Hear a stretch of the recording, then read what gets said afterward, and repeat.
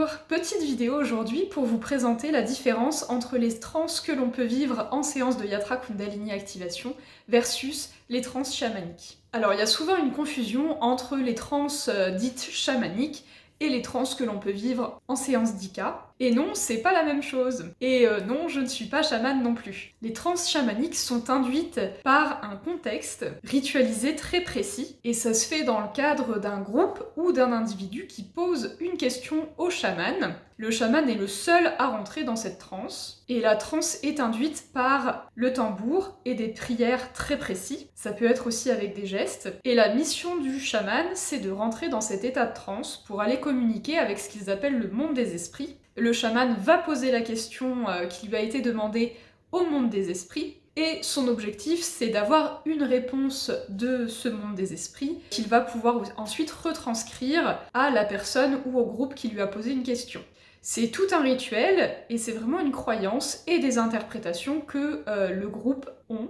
Et au contraire, en Yatra Kundalini Activation, on n'utilise pas du tout de tambour, on peut utiliser des prières, mais on n'a pas les mêmes croyances que les chamans, donc on n'utilise pas forcément les mêmes prières. Et la transe en Yatra Kundalini Activation est faite pour se reconnecter à son corps. Les bienfaits des séances, ça va dépendre de chaque individu, mais globalement, on retrouve moins de stress, une meilleure confiance en soi, un lâcher-prise dans son quotidien, une meilleure estime de soi, avec un soi plus affirmé, avec la capacité de dire non à des choses qu'on n'est plus d'accord, ou au contraire, on va plus facilement aller vers des choses qui nous attirent, de façon plus fluide et plus facile. Et donc, on va voir un alignement dans sa vie, avec une vie qui nous paraît plus simple et plus en accord avec nous-mêmes. On retrouve aussi une meilleure créativité, une meilleure inspiration et une meilleure intuition. Ça c'est vraiment globalement ce qu'on retrouve après les séances en Ika. Il peut y avoir d'autres choses et ça dépend des personnes. En séance,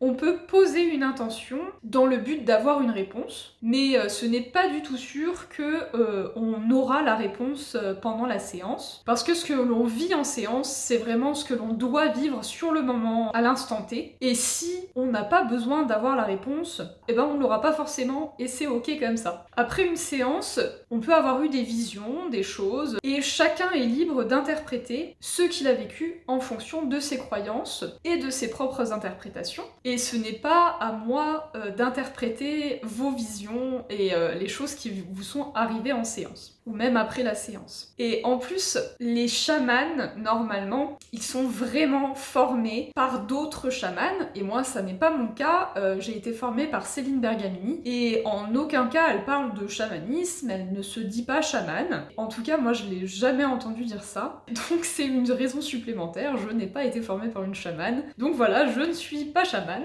encore une fois. On n'a pas les mêmes croyances, on n'a pas les mêmes rituels pour induire les trans.